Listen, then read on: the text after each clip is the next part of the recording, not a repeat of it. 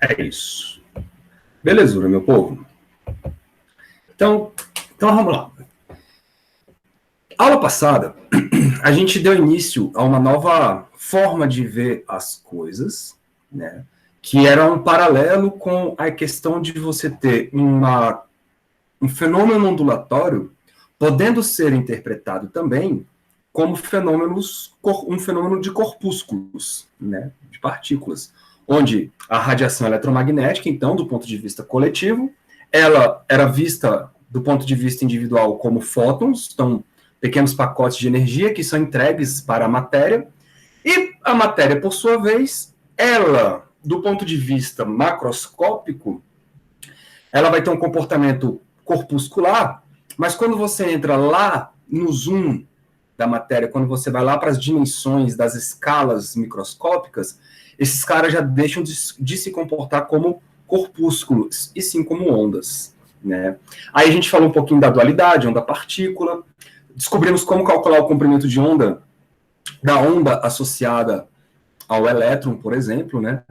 E aí, galera, as coisas vão evoluindo, né? Elas vão evoluindo porque quando você começa a lidar com a parte ondulatória da matéria, isso nos leva a pequenos problemas, né? Problemas, inclusive, de determinação de grandezas físicas.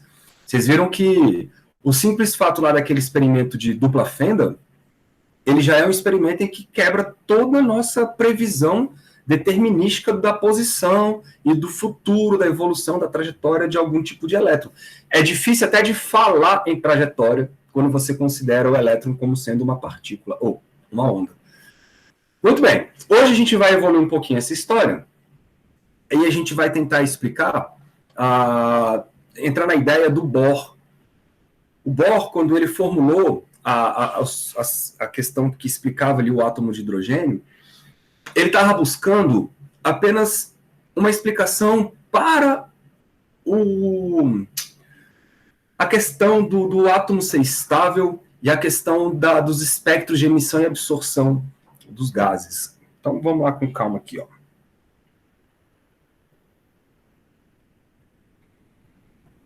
O que acontece? Os primeiros modelos atômicos, lembre que modelo atômico é apenas um nome que você dá a uma forma que você tem de descrever o átomo, beleza? É uma forma que nós, seres humanos, temos de tentar descrever o átomo e prever alguns fenômenos atômicos associados aos átomos, por assim dizer. Então, na época estava muito forte ali o modelo de Rutherford do átomo.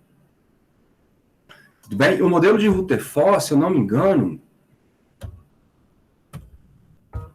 a data, deixa eu dar uma pesquisada rápida aqui, ó. O modelo de Rutherford.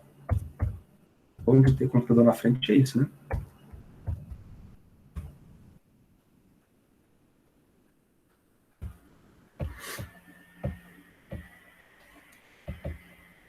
Isso, 1911. Então, em 1911, já tem aí já tem uma década praticamente de que o Planck postulou a ideia do fóton, e o Einstein explicou o fóton associado ao efeito fotoelétrico em 1905, né? Em 1911, o Rutherford, então vocês estão vendo que já tinha aí quase uma década de física quântica, de nascimento da física quântica, e aí o Rutherford veio com a ideia de que os átomos, eles eram núcleos, né, bem fechadinhos, e ele viu isso através do espalhamento de Rutherford, você já deve ter estudado isso em algum lugar, e aqui são os caras positivos, né, lá dentro do núcleo, e aí os elétrons orbitando aqui esse núcleo, de alguma maneira. Só que esse modelo, ele é um modelo extremamente clássico. Por quê? Porque ele é um modelo... ele é um modelo que trata as partículas como se elas fossem bolinhas, né? E aí tem um problema seríssimo nesse modelo. O problema seríssimo aqui cara, o elétron, ele está se movimentando, né? Tá bom. O elétron, quando se movimenta, nós sabemos que quando temos uma carga positiva, por exemplo, parada, ela produz o que nós chamamos de campo elétrico em volta dela. Isso já era conhecido, né, cara? As equações de Maxwell já estavam aí bem estabelecidas desde os anos de 1800. Agora, esse é o campo elétrico. Agora, quando uma carga elétrica ela se movimenta com velocidade constante, então a velocidade v constante, ela vai ter, além do campo elétrico, ela vai manifestar o que a gente chama de campo magnético. Então, em volta dela aqui, ó, vão aparecer campos magnéticos. Então, você tem um campo elétrico e um campo magnético sendo produzido pelo mesmo objeto, que no caso é uma carga elétrica. O lance é que, e já se sabia isso lá das equações de Maxwell, o lance é que se esta carga estiver acelerada, se essa carga estiver acelerada, aí, cara, os campos elétricos e magnéticos, eles se desprendem da carga e aí você tem, então, uma emissão desses caras, campo elétrico e campo magnético, para as direções, para todas as direções, então, da carga. Em outras palavras, toda carga acelerada emite radiação eletromagnética. Né? E é assim que funciona, por exemplo, as antenas. Você tem lá uma antena analógica, né, de televisão. Quando ela tem lá nas suas hastes lá o movimento dos elétrons oscilando, esse movimento oscilatório é um movimento acelerado. E aí, quando o elétron oscila nas antenas, ele emite, então, uma radiação eletromagnética. Tudo bem? Então, sabia-se que toda carga elétrica acelerada emite radiação. Aí você começa a olhar para o átomo. Você olha para o átomo e o Rutherford fala, em 1911... Calma aí que tem alguém querendo entrar aqui. Pronto, eu sou o Thiago. Falei, seu Thiago. Boa tarde, meu velho. Tudo tranquilo, doutor Thiago? Tranquilo, professor. Desculpa aí o atraso. Nada, tamo aí. Então, o que acontecia, cara? Se as cargas elétricas aceleradas emitiam radiação eletromagnética, ou seja, emitiam luz, por mais que fosse uma luz invisível, né, que é a radiação que está fora aí da luz visível, emitia radiação. Né? E aí isso foi proposto pelo Rutherford em 1911, a questão do modelo planetário. Só que, na hora que ele propôs, já teve gente já que falou, pô, mas calma aí, né? Não é bem assim, por quê? Porque se o elétron está em movimento em torno do seu núcleo,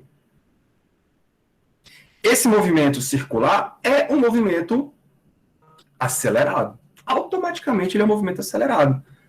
Né? Por mais que possa ser um movimento circular uniforme, mas o movimento circular uniforme também é acelerado. Então, se o elétron está acelerado em torno de um núcleo atômico, este elétron tinha que emitir radiação. Aí você fala, professor, mas os átomos não emitem radiação? Sim. O problema é que se esse cara emitisse radiação, ele ia ter que emitir radiação o tempo inteiro. E ao emitir radiação o tempo inteiro, por conservação da energia, imagina, ele está emitindo energia, então ele tem que perder energia. Isso, então, faria com que o elétron perdesse energia, até colapsar no átomo.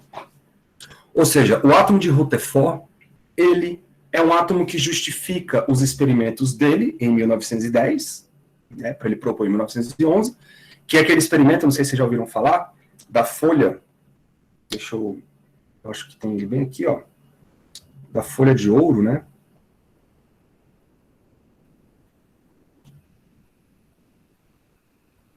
Olha esse aqui, ó. Ele emitia partículas alfa através de um colimador aqui. Essas partículas alfas, elas batiam num alvo de lâmina de ouro, e aí essas partículas alfas eram desviadas para vários lados, né? Quando ele estava lá, então, colocando as plaquinhas atrás do alvo, ele verificava qual era o desvio dessas plaquinhas, dessas partículas alfa.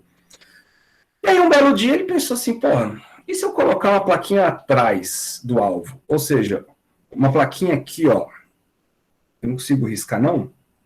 Mas uma plaquinha aqui nessa parte 2 aqui, tá vendo? Ou uma plaquinha aqui na parte 4. Ele começou a perceber, cara, que tinha partícula alfa chegando atrás do alvo que ele estava mandando. Isso é o Rutherford. E aí ele pensou, mas por que isso está acontecendo? É como se, ele até descreveu isso aqui, ó, tem até aqui, ó, essa frase em roxo. Ele falou, foi o evento mais incrível que já aconteceu comigo na minha vida.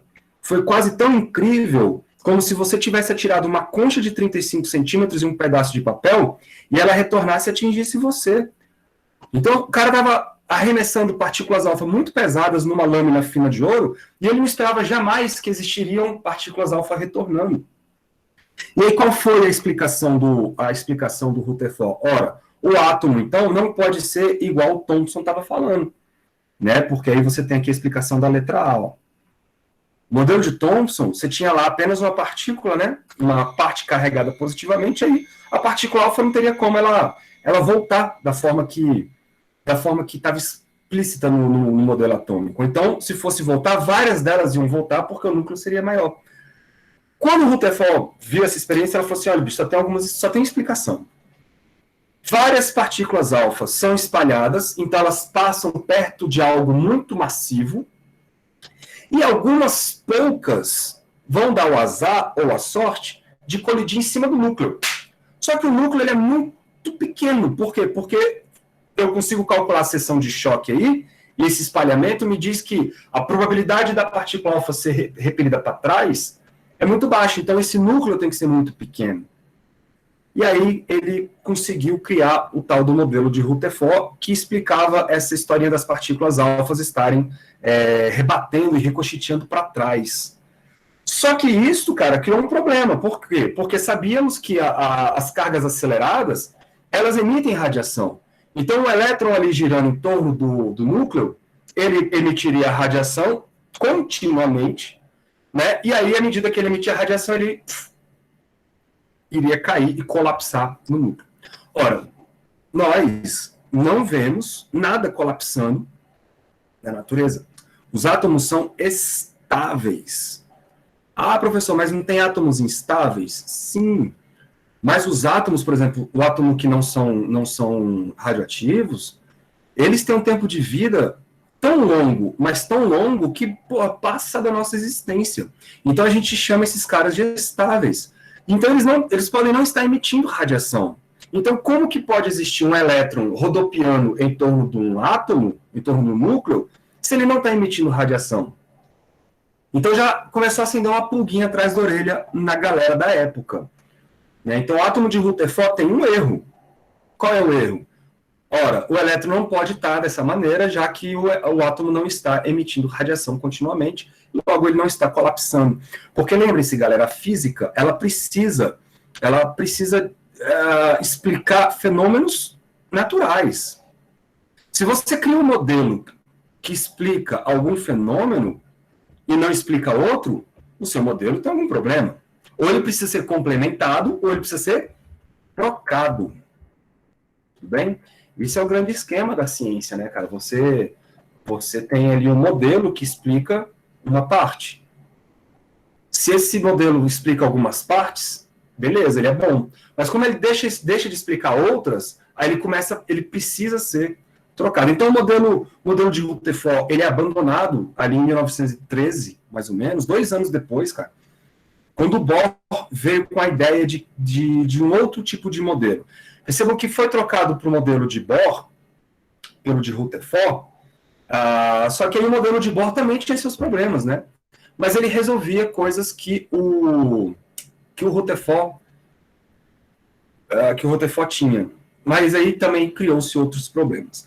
Mas vamos com calma. Isso é só um pedaço da história e a gente está evoluindo a partir dos conceitos, né, da física quântica. Tá bom? Para quem chegou aí, galera, depois, eu acho que eu comecei, inclusive, a gravar depois, eu saltei, tá, um pouco o capítulo 38. Essa parte que eu vou falar agora não está no 38. Eu não gosto muito da ordem que é colocada no 38 para esse tipo de matéria. Então, eu falei um pouco da matéria, as ondas de matéria. Vou saltar para o capítulo 39, falar do átomo de Bohr, e depois eu volto para o capítulo 38 de novo. Tá bom? Eu não gosto muito dessa sequência que é dada no livro de vocês, não. Então, vamos lá.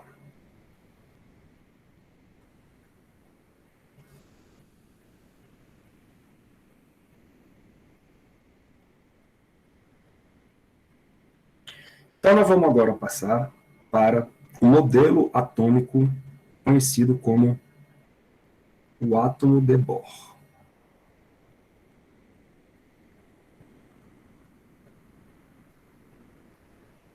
Claro que isso aqui só vai valer para o átomo de hidrogênio. Já é uma das limitações aí do problema, né? Do modelo do cara. Hidrogênio. Então, sempre quando falar para vocês, o átomo de Bohr é o átomo de hidrogênio. Beleza. Então, qual é a brincadeira aqui? Eu vou escrever algumas palavras que é bom vocês terem isso, pelo menos resumido aí, para vocês depois lerem. O que acontece? O modelo, então, proposto. O modelo proposto. Isso aqui depois vira um PDF para vocês, aí fica bonitinho, né? Por Rutherford. Rutherford com TH, né? T-H-R-F-D. Em 1911,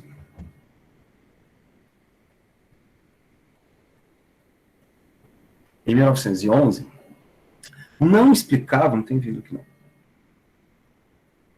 não explicava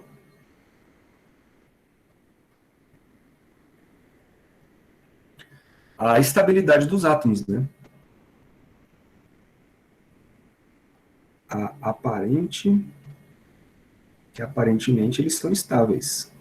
Pelo menos enquanto nós vivemos, parece que eles são estáveis. Se a estabilidade dele durar anos, milhões de anos, nós só vamos saber depois de algum tempo. A aparente estabilidade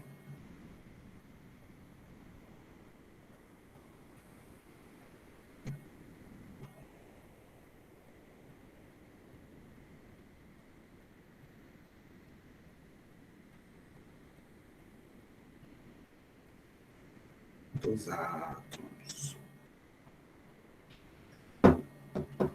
Legal? E o que mais que ele não explicava? Ele não explicava as linhas de absorção e emissão também.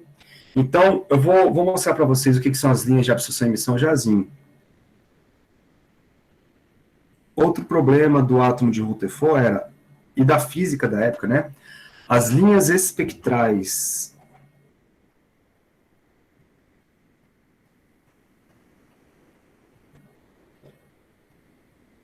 de absorção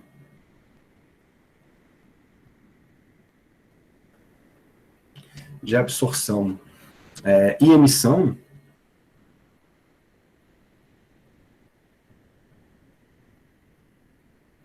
dos gases, né? Ou de determinados gases.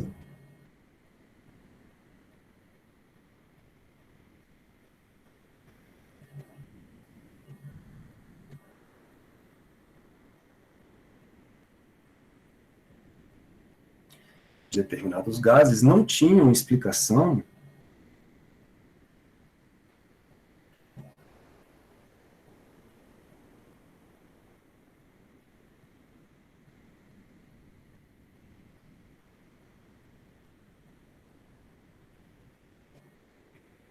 deixa eu estar pequenininho isso aqui, né?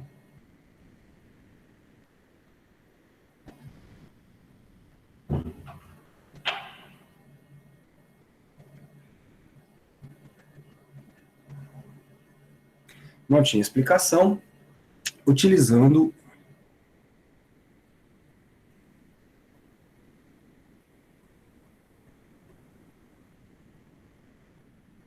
as teorias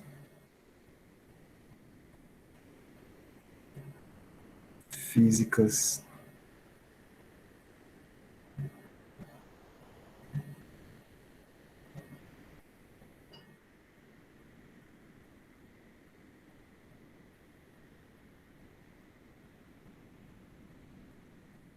da época.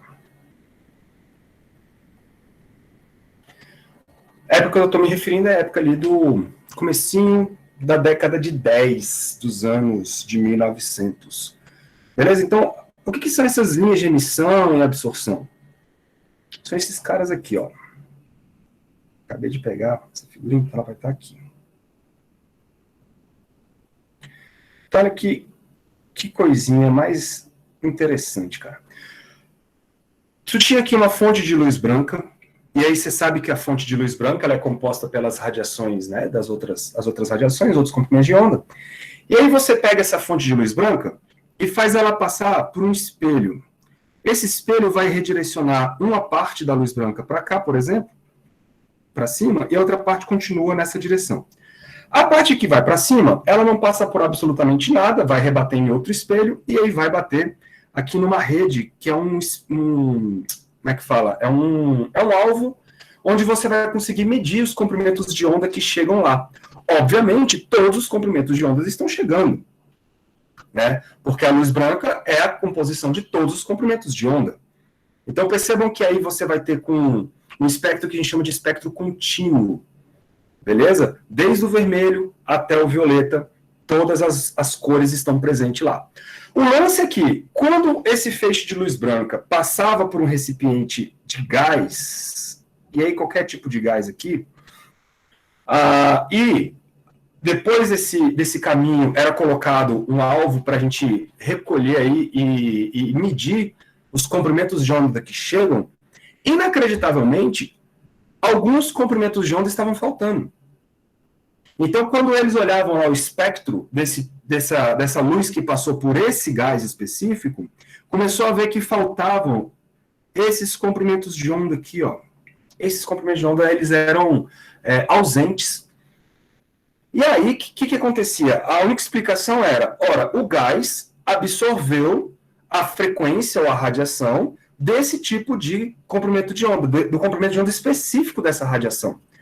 É por isso que esse espectro, assim, é conhecido como espectro de absorção. As linhas pretas correspondem à ausência de luz. Isso quer dizer, então, que elas foram absorvidas pelo gás.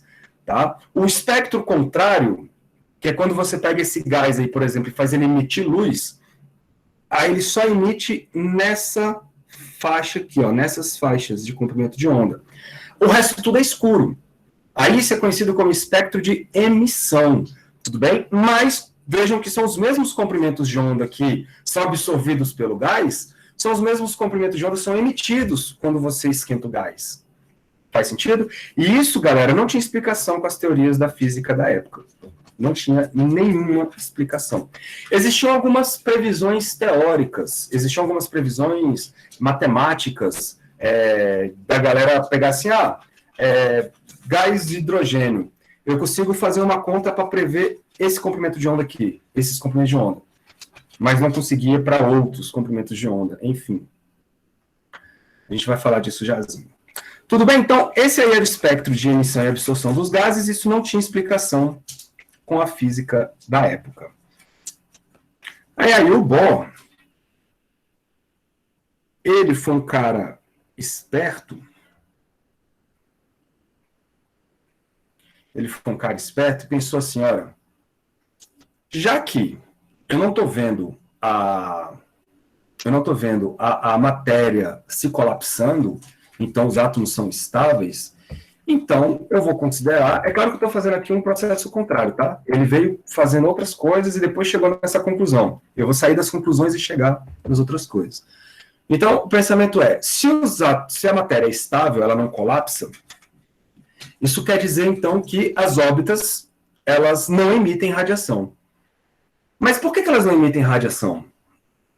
Aí ele teve que fazer um postulado, e o postulado é, os elétrons, ou o elétron, né, do átomo de hidrogênio, eles vão descrever órbitas estáveis em torno do núcleo, e eles não vão emitir e nem absorver a radiação, apenas quando eles mudarem essas órbitas. Pronto, isso ficou conhecido como um dos postulados de Bohr. Então, deixa eu escrever esse postulado aqui para a gente. Isso resolve o problema, né, da emissão de luz da matéria, só que, claro que não se explica o porquê. É um postulado. Então, somente um postulado. Então,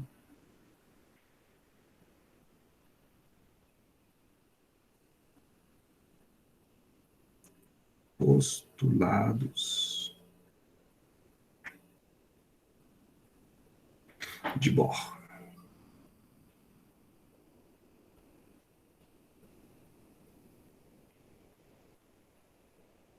1911, tá, galera? Ou 13, 2 anos depois do Rutherford ter anunciado aí a proposta dele, veio o Bohr com essa ideia dele aqui. Então, qual era a ideia do Bohr? O elétron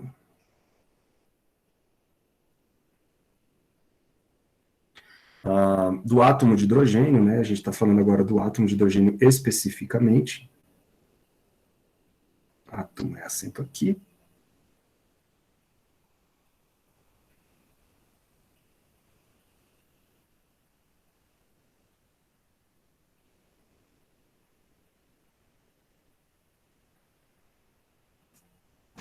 Então, o elétron do átomo de hidrogênio vai descrever órbitas estáveis em torno do núcleo, né?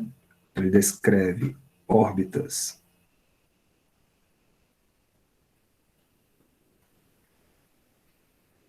estáveis,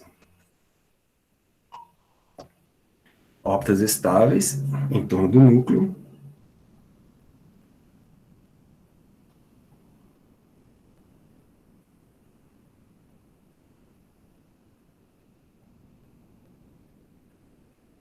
Em torno do núcleo.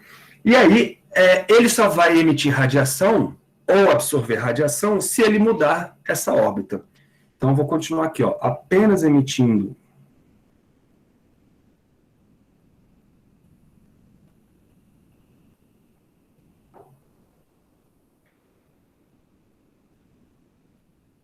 radiação.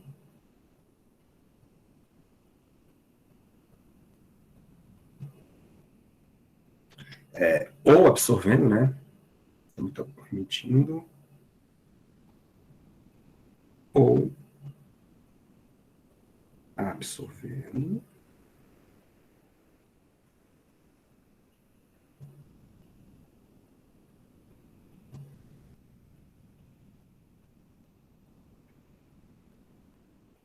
Radiação quando mudar de órbita.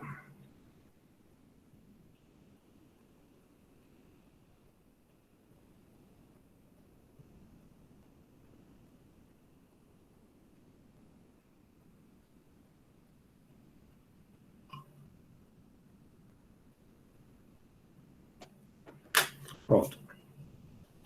Esse era um dos postulados. Só que para esse postulado fazer sentido, a questão é, pô, como que o demônio do elétron está lá girando em torno do seu próton de maneira estável?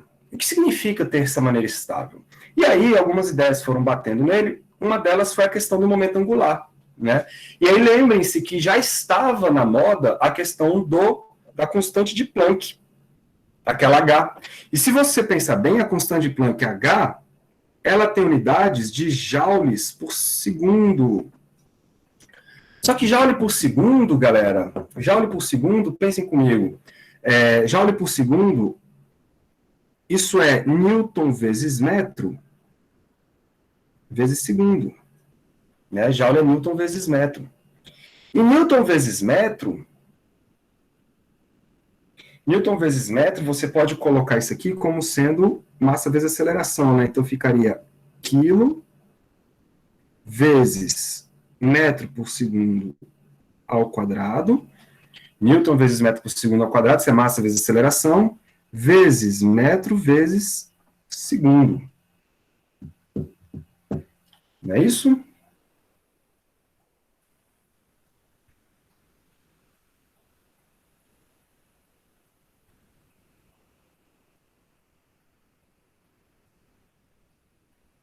Como é isso?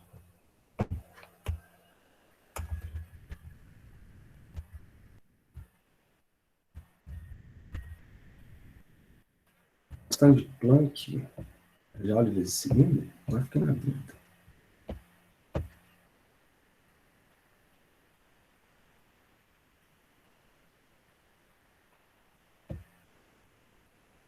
Deixa eu ver aqui.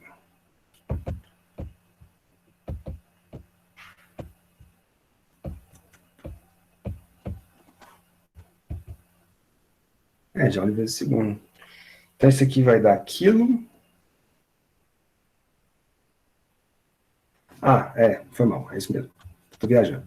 Então, esse aqui vai dar, ó, se eu cortar esse cara com esse cara aqui, isso aqui vai dar aquilo vezes metro por segundo vezes metro. Isto é massa vezes velocidade vezes uma distância, que eu posso botar aqui um Rzinho. E massa vezes velocidade vezes uma distância, isso tem unidade de quantidade de movimento vezes distância. Isso, galera, tem unidade de momento angular. Então, o H, que é uma constante de Planck, ele tem unidades de momento angular. Então, ele carrega aí uma informação de momento angular dos sistemas quânticos. Certo? E aí, o que vai acontecer? O Bohr, ele vai propor que para que a natureza se comporte da maneira como eles estão vendo, ele vai propor que o momento angular dos... Bicho, tem hora que eu odeio esse negócio. Pronto. Ele vai propor que o momento angular dos elétrons, então, ali do átomo, ele seja conservado. Bom? Tá vendo como eu odeio? Sim. Pronto. Então, 2. Ele vai postular o seguinte. Ele vai falar o seguinte, olha, eu preciso que o momento angular dos elétrons seja conservado. E aí, conservado quanto? Seja múltiplo de uma unidade básica, conservado e quantizado, né? Seja múltiplo de uma unidade básica que nós vamos estipular como sendo algo do H cortado, algo do H. E aí, quando foi no laboratório, começaram a ver que realmente aparecia esse H aí associado ao momento angular do átomo de hidrogênio, associado ao elétron, né? E o fato dele não emitir radiação era o seguinte, quando eu tenho lá o meu, por exemplo, o meu elétron aqui, ó, né, girando em torno do núcleo. Esse elétron tem um momento angular associado, chamado de L, momento angular. Enquanto ele está com esse momento angular L, ele não emite radiação. Ele não emite radiação. Agora, se esse cara absorver um fóton de radiação, e a gente sabe que o fóton tem uma energia dada por HF, né? Quando ele absorve esta quantidade de energia, aí ele vai mudar o momento angular dele. Quando ele mudar o momento angular dele, ele vai ter um outro momento angular, só que percebam que como a interação do elétron com a radiação vem através de pacotes energéticos, isso quer dizer, então, que o momento angular só pode mudar através de pacotes de momento angular. Então, isso quer dizer que o momento angular, além de ser conservado, ele também tem que ser quantizado. Ou seja, galera, o momento angular ele é discretizado. Assim como a energia foi quantizada, nós vamos quantizar o momento angular também. Por quê? Porque o elétron só vai poder mudar de momento angular quando ele receber fóton. Ora, mas ele só pode receber um fóton de cada vez. Então, ele não pode assumir qualquer valor de momento angular, porque o fóton não pode assumir qualquer valor de energia. Essa é a grande historinha aí por trás da quantização do momento angular. Tá? E por que também? Porque o fóton, galera, ele carrega um momento angular. Tá bom? Essa é a grande história. Aqui está o núcleo e aqui está o elétron, né? Vamos supor que o elétron tem lá um momento angular. Não sei que momento angular é esse. Se ele absorver um fóton, vou botar o fóton como sendo aqui uma bolinha. A gente sabe, isso era medido em laboratório, que o fóton possui um momento angular dele, que é H cortado. Vocês viram que esse H cortado é o H sobre 2π. Então, isso quer dizer que quando o elétron absorver esta quantidade de momento angular for transferida a ele, essa quantidade de momento angular, o momento angular do fóton vai ter que ser, o novo momento angular do fóton, vai ter que ser o momento angular que ele tinha mais H cortado. Se ele absorver mais fótons, mais H cortado, e assim por diante. Isso quer dizer, então, que o momento angular dele é um múltiplo de H cortado. Beleza? Isso foi um dos postulados, então, do senhor Bohr. Vou escrever aqui, ó.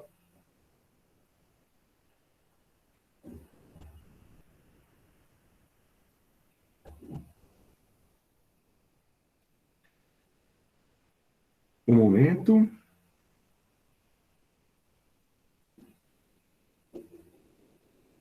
Angular do elétron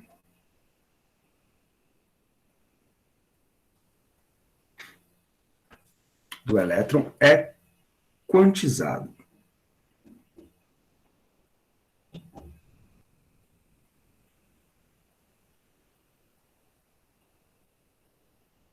Quando a gente diz que ele é quantizado, isso quer dizer o seguinte: o momento angular do elétron não pode assumir qualquer valor.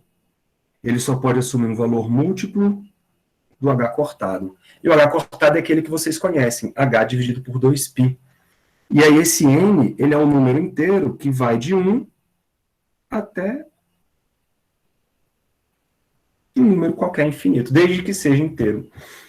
Tudo bem? Com esses dois postulados, ele justifica, então, a questão do...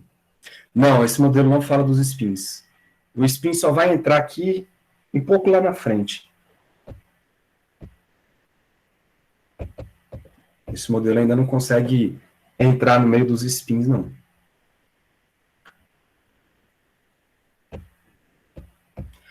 Por que não entra na análise dos spins? Porque aqui,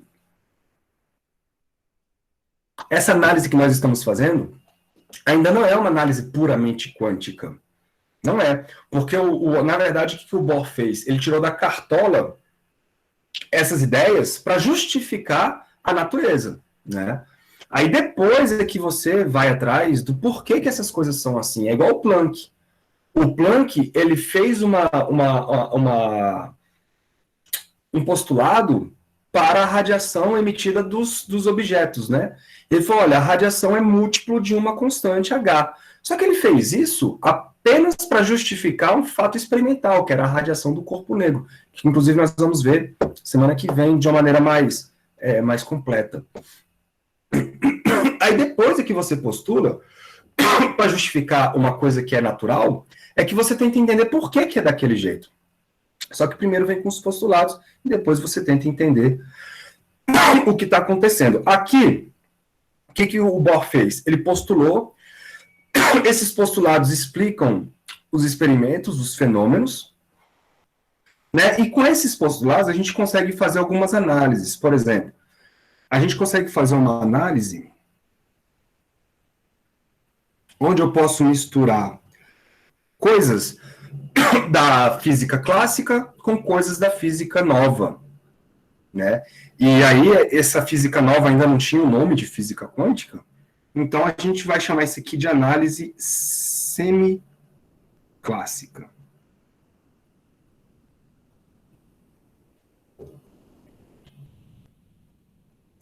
Tá? Por isso que o spin não entra ainda aqui, porque o spin ele só entra quando você faz uma análise puramente quântica.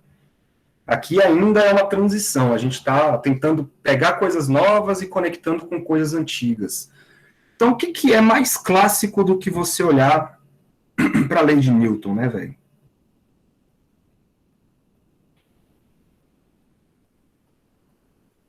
Não tem nada mais clássico do que isso. Lei do senhor Newton. Para vocês que estão estudando mecânica clássica, então. O que a lei de Newton diz, então? Que a força é igual a massa vezes a aceleração, né, a força resultante. Só que no caso do elétron, ainda não sabia exatamente o que era o elétron, né, mas sabia que o elétron estava ali, de alguma maneira, girando em torno do próton. Então, vamos pensar no seguinte. Existe um objeto, eu vou desenhar aqui uma bolinha, que vai ser o nosso núcleo. Vou colocar ele aqui no centro. Okay? Esse aí vai ser o nosso núcleo. E existe um outro cara que vai ser a órbita do elétron.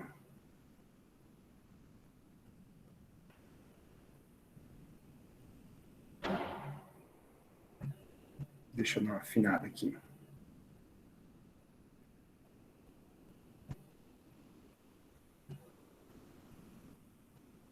Tá bom, né? Então, percebam, aqui é o núcleo, que é o próton, e aí temos o nosso elétronzinho dando voltas. Essa é a análise clássica da coisa, que é o átomo de Rutherford.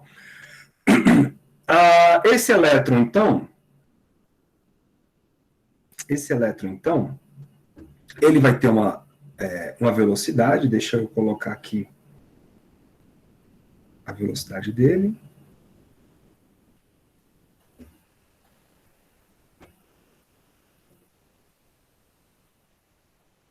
Vou colocar para cá, ó.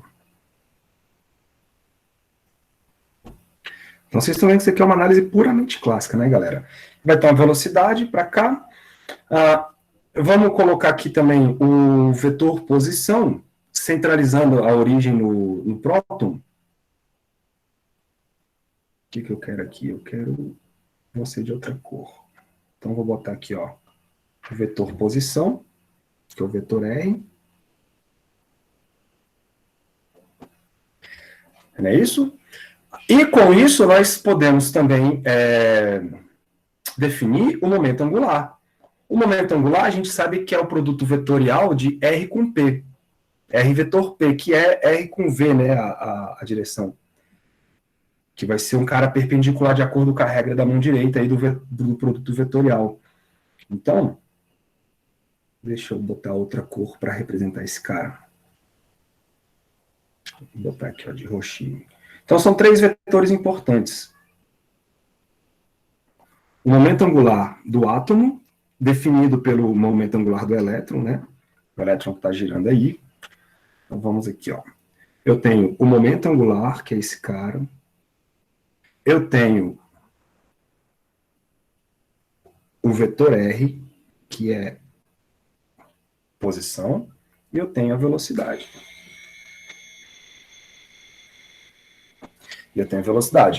Esse aí é o modelo clássico do nosso elétron. Percebam que o Bohr, em momento algum, ele partiu do princípio que o elétron é uma onda.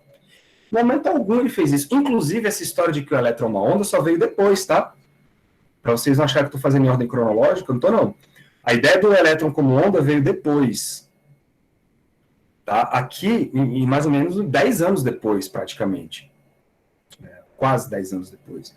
Mas aqui o Bohr não tinha a menor ideia do que era o elétron, então o elétron ainda era uma bolinha e girava em torno do átomo. O que o Bohr fez? Ora, esse momento angular aí do elétron, ele é quantizado.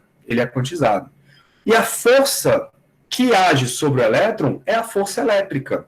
Né? Só que se é a força elétrica, a gente escreve assim, a força elétrica, ela é a força resultante, logo ela vai ser a força centrípeta. Isto é a lei de Newton. Força elétrica é igual a força centrípeta. Né? Só que essa análise é puramente clássica, porque do ponto de vista quântico a gente não fala de força. Não dessa maneira. Então, se a gente abrir esta conta aqui, ó, o que é força elétrica, galera? A força elétrica é a lei de Coulomb. Você multiplica as duas cargas, né?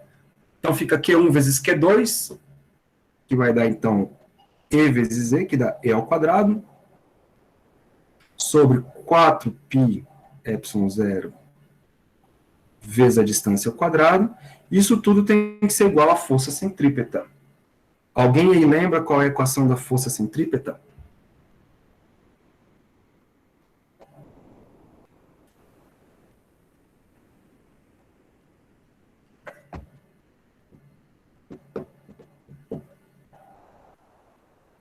Ninguém lembra? Como é que é a equação da força centrípeta, galera?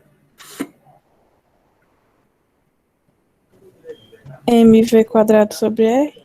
Opa! mv quadrado sobre r. Lindo, lindo, lindo. É isso aí.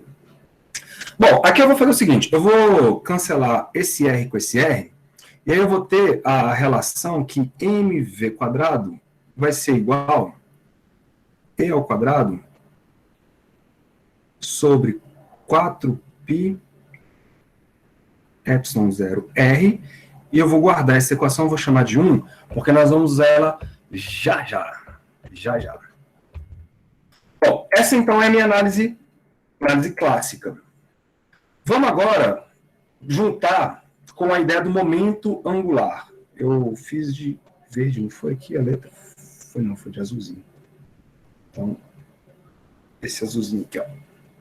Então, usei a segunda lei de Newton, agora eu vou usar a ideia do momento angular.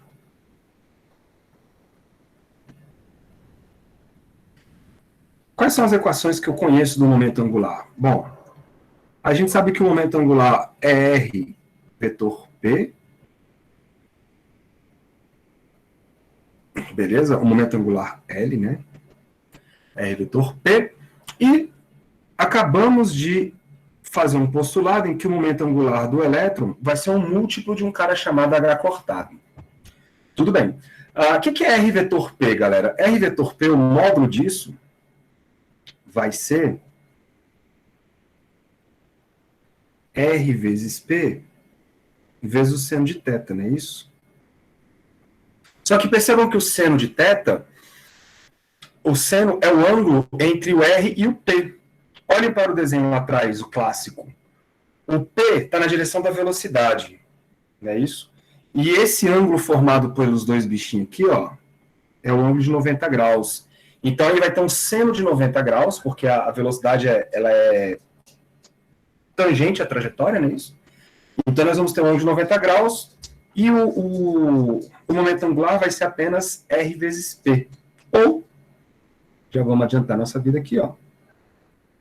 Nós vamos ficar com R, M, V, beleza? Isso tudo vai ser igual, então, a NH cortado.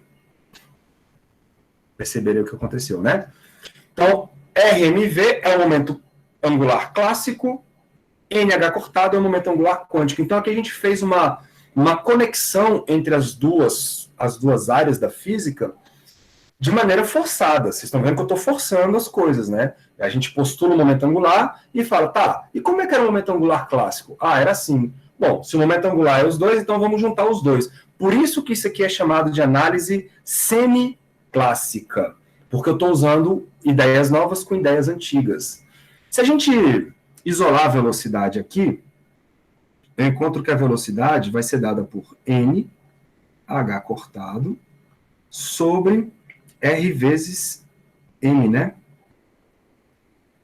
Vou botar MR que fica mais arrumadinho. Eu vou chamar essa equação aqui de equação 2. Pronto. Então, bora substituir esta equação 2 na primeira. Então, ó, substituindo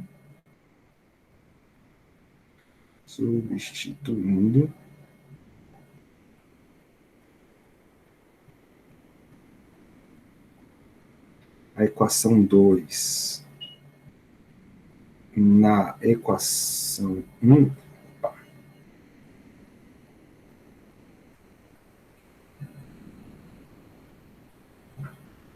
temos o seguinte. Lá para cima.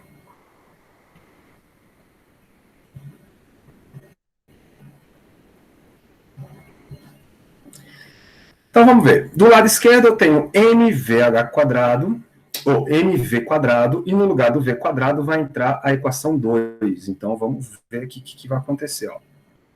M vezes o v ao quadrado. E o v é nh cortado sobre mr.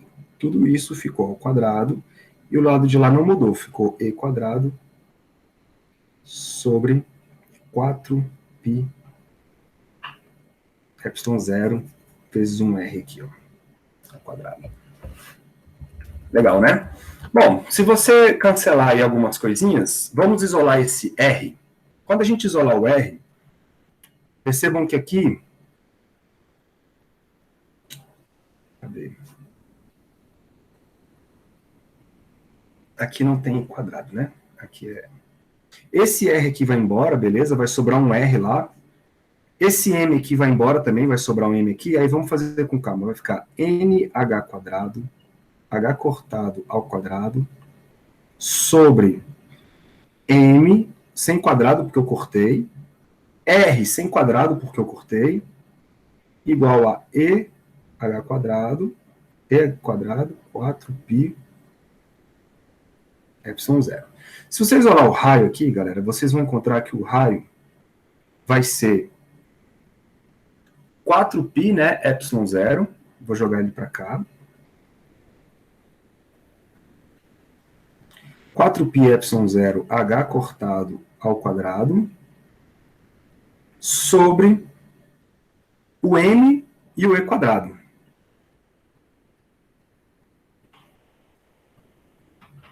E aí ficou faltando aqui o m quadrado que eu deixei separado de propósito. Olha para essa equação, senhores. O que está acontecendo aí? Eu estou dizendo que o raio da órbita do elétron depende de um número vezes n quadrado. Mas vocês percebam que esse número que está aí é um 4, um π, um epsilon zero, um h, um m e um e. Tudo isso aí são valores tabelados, ou seja, são constantes. Se são constantes, galera, então eu estou multiplicando uma constante vezes n ao quadrado. Isso quer dizer que o meu raio depende apenas do n. Então, olha que legal. Se o n for 1, é o menor raio possível. Se o n for 2, é uma outra órbita, é uma órbita mais distante do meu elétron. Né? E assim por diante. Então, eu estou quantizando a distância que o elétron pode estar do centro. Então, o elétron só pode assumir distâncias específicas. E quais são essas distâncias específicas? Dadas por esta equação aí. Tudo bem? Para chegar no livro de vocês, eu vou substituir aqui o h cortado por h sobre 2π. Tá bom? Só para a gente chegar na equação que está no livro de vocês. Mas você pode usar a de cima sem problema algum. Então, ficaria 4π epsilon zero sobre m e ao quadrado. Ao h cortado vira h quadrado sobre 4π ao quadrado, não é isso? E aqui tem um n quadrado. Percebam que o 4 vai embora com 4, o π vai embora com esse π, mas aí sobra um π lá embaixo, né? E aí nós vamos encontrar a equação do raio da órbita que aparece no livro de vocês. Então, o raio que depende do valor de n, ou seja, da órbita que você se encontra, é epsilon zero, h ao quadrado, sobre mπ, né? Deixa eu botar o π na frente. É ao quadrado. Pronto. E eu vou chamar essa equação aqui de equação 3. Legal? Percebam que, se você escrever, galera, essa constante toda aí como sendo um valor, por exemplo, eu vou usar de novo a notação do livro de vocês, vou escrever assim, ó, ou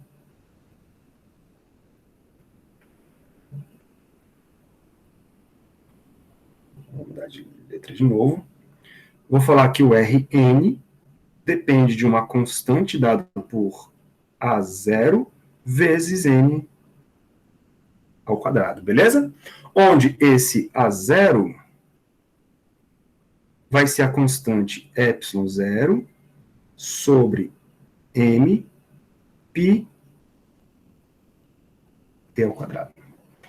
Esse cara tem um nome. Vocês estão vendo que esse A0 é exatamente o raio quando n for 1? Se você coloca no lugar do... Aqui tem um n, né? Se eu coloco no lugar desse N o valor de 1, eu chego no raio dado por esse A0. E esse raio, então, é o menor raio possível no átomo de Bohr. Esse raio, galera, tem um nome. Ele é chamado de... Vou botar aqui, ó. Raio de Bohr.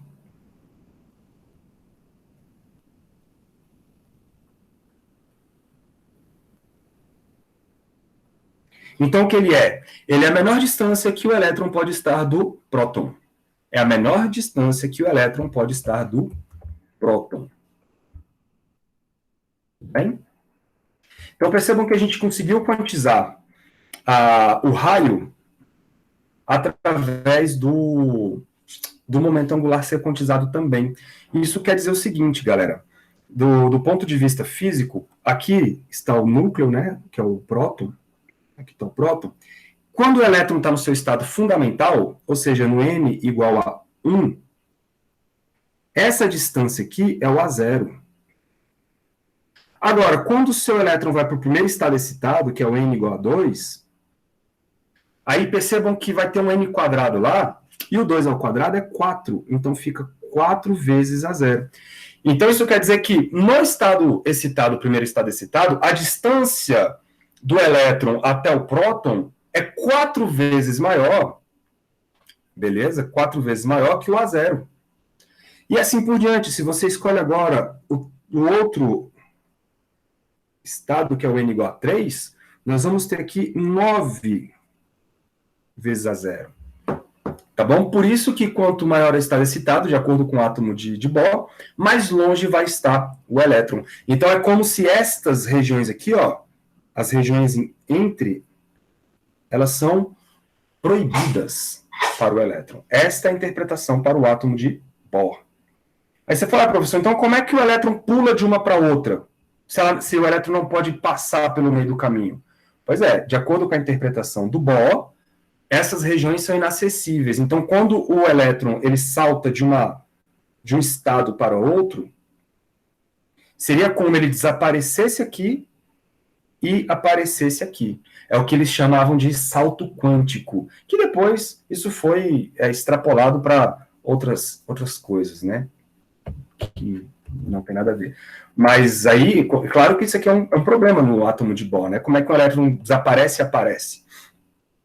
E aí nós vamos ver depois que o átomo de Schrödinger ele é um pouco diferente. Existem os saltos quânticos, sim, mas não faz mais sentido falar em desaparecimento de elétron, em aparecimento de elétron, porque, primeiro, o elétron não é uma bolinha. O elétron é um campo de vibração. Beleza? Mas aí a gente vai falar sobre isso daqui a pouco. Muito bem. Uma outra análise, então, que a gente pode fazer agora é o seguinte, é com relação, e é uma das mais importantes, né? É com relação à energia do átomo. Letra C.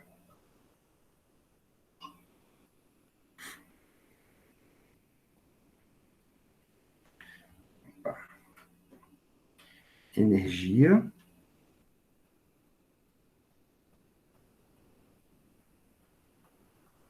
total do átomo, tá? Só que aí a gente vai considerar o próton em repouso. Porque eu quero só a energia do sistema do átomo de hidrogênio.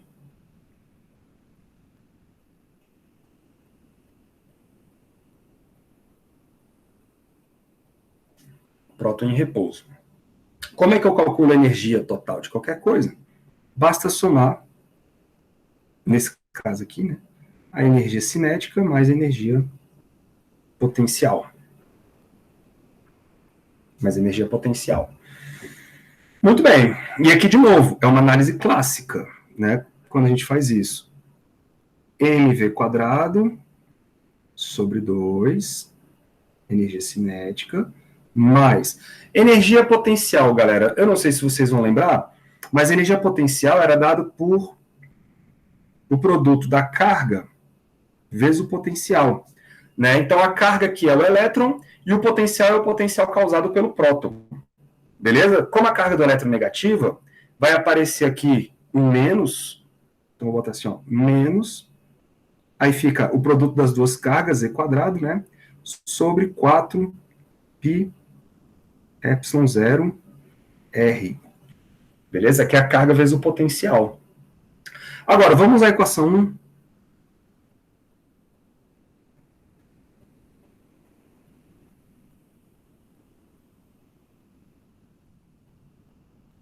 Olha a equação 1. Vocês estão vendo que o mv² é dado por toda essa quantidade aqui? Então, onde tiver mv², eu vou trocar por e² sobre 4π ε0 r. Então, vai ficar assim, ó, energia total é igual a... fica um meio aqui, ó, beleza?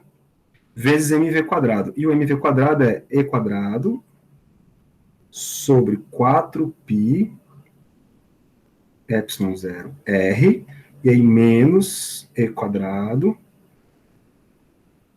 sobre 4π ε0 r. Então, vocês estão vendo que eu estou subtraindo duas coisas muito parecidas, né? Só que uma está multiplicada por meio, e a outra não. Então, quanto é que daria uma coisa do tipo essa, assim, ó, 1/2 de uma quantidade menos esta quantidade inteira? O que seria isso? Meio menos o inteiro. Vocês concordam comigo que é exatamente o menos meio? Tá bom? Sobra metade, só que negativo. Ou seja, a minha energia aqui, ó, ela vai dar negativa, como tinha que ser, né? Então vai ficar menos 1/2 dessa quantidade. Aí o 2 vai multiplicar o 4. Vai ficar e² sobre 8π ε0 vezes r. Certo, galera? Vamos arrumar um pouquinho isso aqui? Se eu substituir o nosso r, porque percebam que está tudo aí constante, né? Quem pode variar é o r, apenas o r dessa equação, porque tudo o resto aí é constante. Então, nós vamos substituir o r que nós encontramos aí, porque a energia depende do r. Então, ó, de acordo com a equação do r,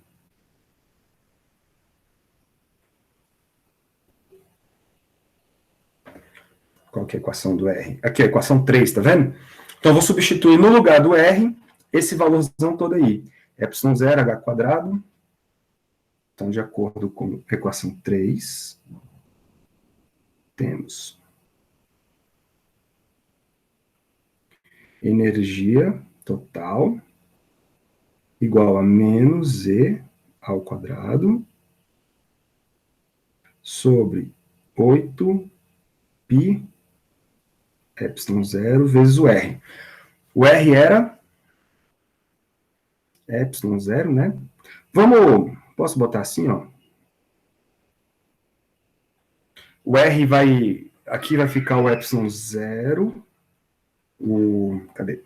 O h² e o n².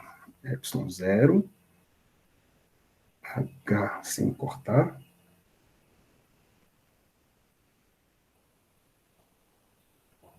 n². E aí tudo isso dividido por mπ e². Né? Só que quando a gente dividir, ele vai acabar subindo. Então vai ficar mπ e² lá em cima. Aqui fica mais organizado, né? Bom, galera, vamos cortar o que tem que ser cortado. É o π. E aí vamos juntar os termos. Vamos lá.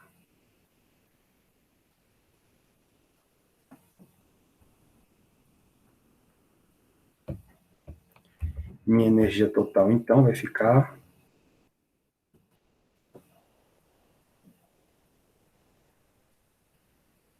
menos. Aí eu vou juntar o e com e, vai dar e², vai ficar um m aqui ainda sobrando, então fica menos m vezes e à quarta potência, dividido por 8 ε0 ao quadrado, h², n². Então, 8 ε0 ao quadrado, h². ε0 quadrado, h². Legal? E aí vou botar o N aqui, ó. 1 sobre N quadrado, porque esse cara é o único que varia. Legal? Então vocês estão vendo que a energia depende apenas do N, porque todo o resto ele é constante. Então a gente vai escrever, se você colocar aí todos os valores que estão tabelados, a energia depende do N, isso vai dar menos 13,6 sobre N ao quadrado, isso aqui em elétron-volts.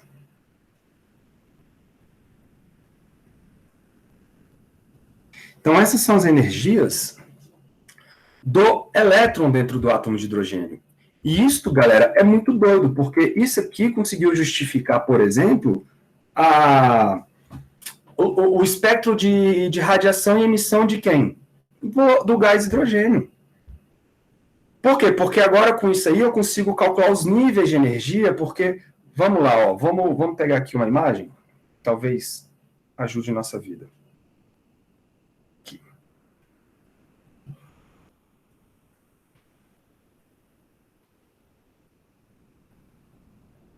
Dá para aumentar um pouquinho mais.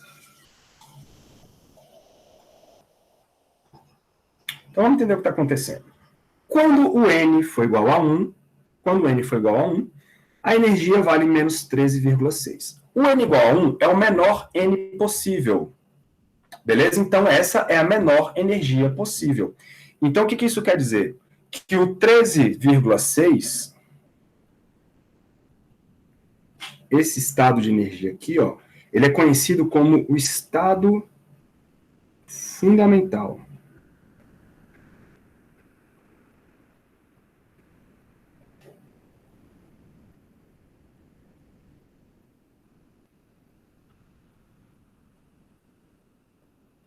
Beleza? É o ground state, é o estado mais baixo possível do átomo de hidrogênio. Aí, beleza, o elétron ele fica nesse estado fundamental até que ele, porventura, absorva uma energia, ou um fóton. Se ele absorver um fóton, o que vai acontecer com ele? Ele vai saltar para um estado superior. E aí o próximo estado superior vai ser quem? O N igual a 2. Se você coloca N igual a 2 nessa equação aqui, ó, tu vai dividir 13,6 por 2 ao quadrado, vai dar exatamente menos 3,4 eletronvolts. Então, vocês estão vendo que existe um salto energético entre menos 13,6 e menos 3,4?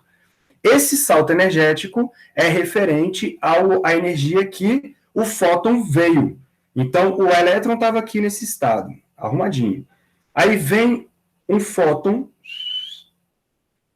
com uma energia dada por HF. Aí o fóton é absorvido pelo elétron e ele salta de estado, vai para um outro estado, e aí ele vai para um estado N igual a 2. Se esse fóton fosse mais energético, aí ele poderia pular para o N igual a 3, para o N igual a 4. Então, cada N desse aqui, ó, corresponde a um estado de energia do elétron no átomo de hidrogênio, que você consegue, só substituindo os valores do N, você consegue achar essas energias. Vocês estão vendo, galera, aqui, coisas importantes. Quanto maior é o N, maior vai ficando a energia, né? Você está subindo aqui, ó. Está ficando cada vez mais próxima do zero, e as linhas estão se aproximando. Olha as linhas ficando cada vez mais juntas. O primeiro salto é grandão. O segundo salto já é um pouco menor. O outro menor. Cada vez que você vai aumentando o estado energético, mais próximas as linhas vão chegando. Quando você vai para N's muito grandes, o que você vai ter? Você vai ter as linhas tão juntas umas das outras que você não consegue diferenciar quais são os níveis, né? Então, quando você tiver aqui, ó, em N's muito grandes, você começa a ver essas linhas tão próximas que pra gente, galera, é como se fosse um espectro contínuo. Ou seja, é como se fosse um mundo clássico. O que é o mundo clássico? É o elétron conseguir assumir qualquer energia possível. Então, dentro dessas possibilidades, lá para N's muito grandes, nós temos níveis tão próximos que nós não temos como distinguir os níveis de energia. Isso aqui acontece quando o N tende a infinito e aí a energia ela tende a zero. O que quer dizer? Que não existe mais energia de ligação. O elétron não está mais preso no átomo de hidrogênio, o elétron está livre. E toda vez que o elétron está livre, ele não tem energia discretizada. Então percebam que a discretização ou a quantização da energia só aparece quando o elétron está confinado. Nós vamos ver isso depois lá na equação de Schrödinger. Mas quando ele está confinado, ou seja, preso dentro do átomo, então ele só pode assumir determinados níveis de energia, que são esses níveis aí. Aí você se pergunta, professor, o que são essas séries aí? Série de Lyman, série de Balmer, que diabo é isso? Então, lembra lá da questão das linhas de emissão e radiação? Então, quando o elétron está no nível excitado, os caras chamam lá um gás hidrogênio, um gás de hidrogênio. Quando esse gás hidrogênio, ele, por exemplo, passava-se luz por ele, ou então quando ele emitia luz, vamos fazer ele emitir luz. O espectro do hidrogênio, ele é muito, mas muito particular. Por quê? Porque o elétron, se ele estiver na linha 2, ou seja, no n igual a 2, o elétron está aqui. Ele vai tender a cair para o estado fundamental, porque, galera, pensem, toda a natureza tende a estar no estado fundamental. E quando ele cai para o estado fundamental, ele vai ter que emitir um fóton. Então, percebam que a matéria só emite luz quando o elétron, que está excitado, cai para o nível mais baixo. Aí você tem uma radiação emitida, e essa radiação emitida é exatamente igual a H vezes F. Então, percebam que esse salto aqui, ó, ele é menor do que o salto do 3 por 1.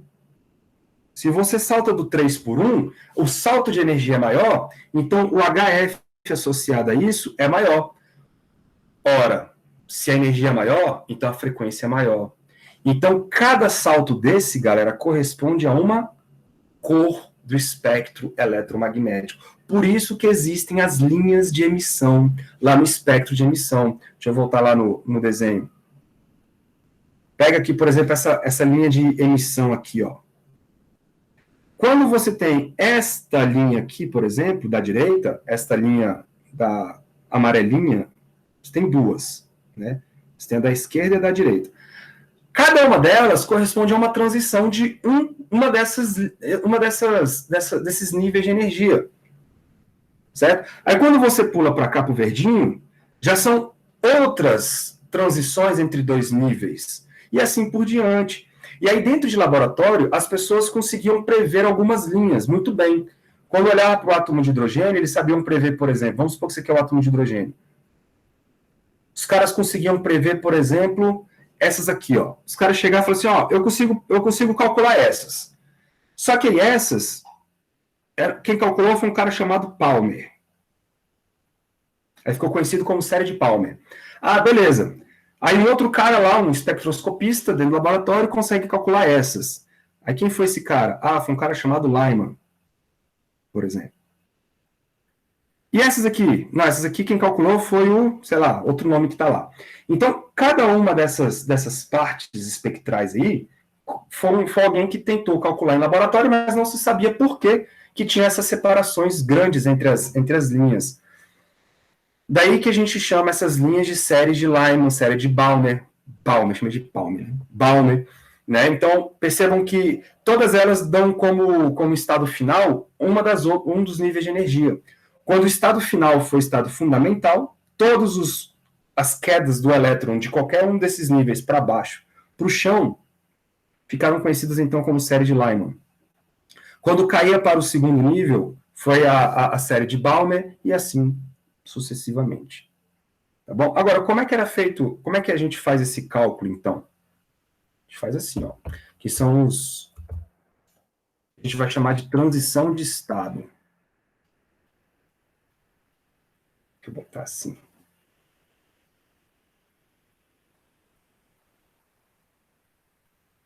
Transição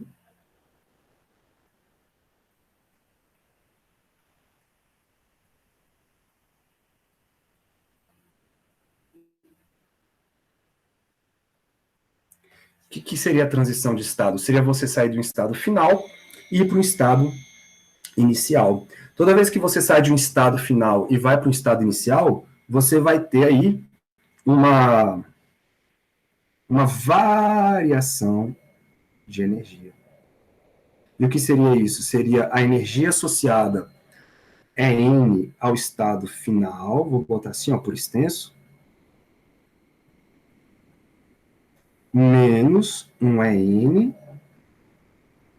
associado a um estado inicial.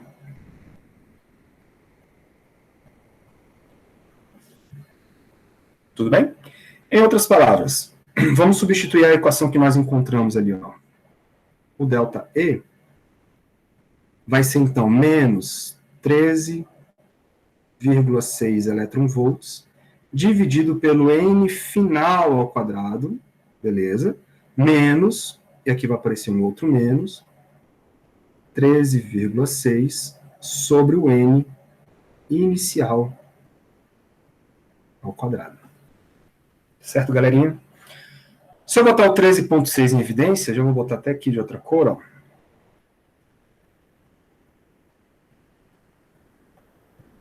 Se eu colocar o 13,6 em evidência, percebam que o menos com menos ali vai dar mais, então eu vou trazer esse cara para cá, vai ficar 1 sobre NI ao quadrado, menos 1 sobre NF ao quadrado. Depois que montar essa equação, todas as séries que estão lá naquele diagrama de níveis de energia são explicadas por essa equação. Todas elas. Percebam que nenhuma delas tinha uma explicação causal do porquê. Né? Era apenas alguém que falava assim, olha, essas linhas são assim. Não, essas outras são assim. Quando veio o Bohr com essa brincadeira dos níveis de energia, pronto, ele explicou todas as linhas e conseguiu prever todas as linhas. Tá bom? E qual é a grande interpretação, né, física de tudo isso? É que é o seguinte, galera, se o elétron, ele decai, por exemplo, do nível mais energético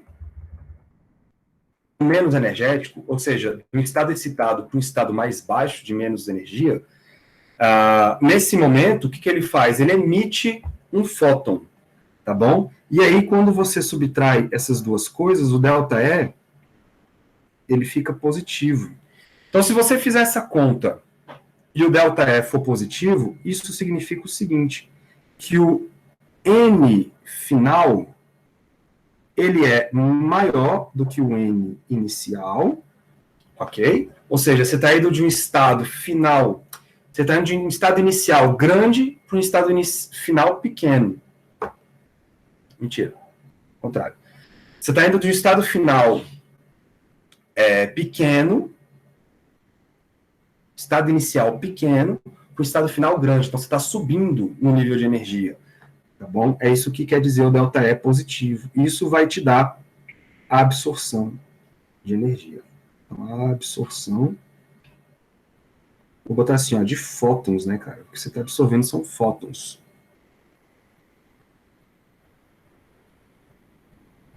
Então, se o átomo absorver fótons, os elétrons saltam para cima. Eles vão ocupar estados mais energéticos. Já, se os elétrons, eles descem, então eles perdem energia, aí é o contrário, você está indo para estados finais mais baixos. Então, o N final é menor do que o N inicial. Isso corresponde à emissão de fótons.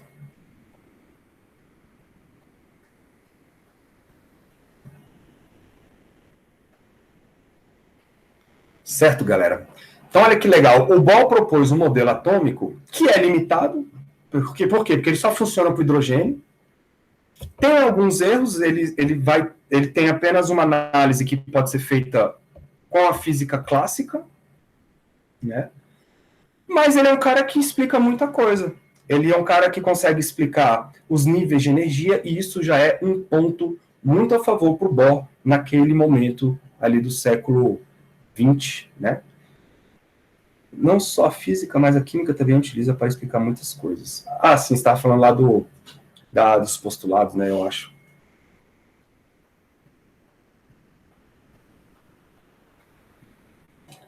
Só vi sua pergunta agora, só fala. Tudo bem, galera? Alguma dúvida aqui com essa história toda? Não, então, nessa época aí, a física e a química estudavam as mesmas coisas. Tanto é que você vê isso na química também. Bem, chega um momento, cara, que você vai na física quântica, que é o estudo dos átomos, que a física e a química não se distinguem mais. Porque você quer estudar como que são feitas a estrutura da matéria, né? E isso é física quântica. E aí também, você chama também de química quântica. O lance é que a química, ela está preocupada com outras perguntas, e a física com outras. A química quer saber como que se dá as ligações, né? A química quer saber como fica a propriedade de uma substância com aquelas ligações. A gente na física, não, a gente na física está preocupado com a questão da dinâmica dos processos. Então, tipo, como que eu faço para obter aquela velocidade, aquela posição? Como é que eu consigo saber onde o elétron caiu? A energia do fóton, qual que é? A gente está preocupado com isso. A química está mais preocupada com as reações entre as substâncias e o ambiente. Mais ou menos por aí. Certo, meu povo?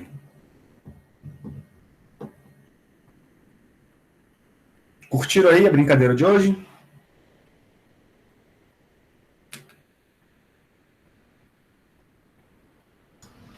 Brincadeira não tem nada, né, professor? Muita coisa, né? Iniciando o século XX, muita coisa tem por vir.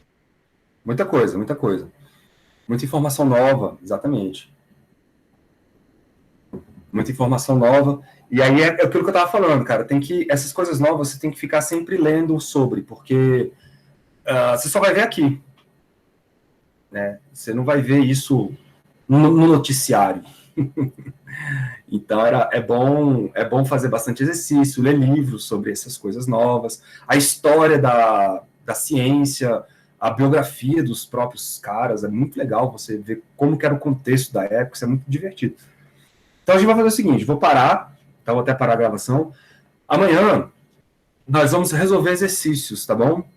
Eu vou passar alguns exercícios para vocês fazerem, mas eu vou resolver alguns com vocês amanhã. Então, se vocês puderem fazer alguns, já é de bom tamanho para a gente poder, pelo menos, dar uma revisada sobre tudo o que aconteceu nessas últimas aulas, que eu imagino que tenha sido muita coisa, né, de novidade para vocês.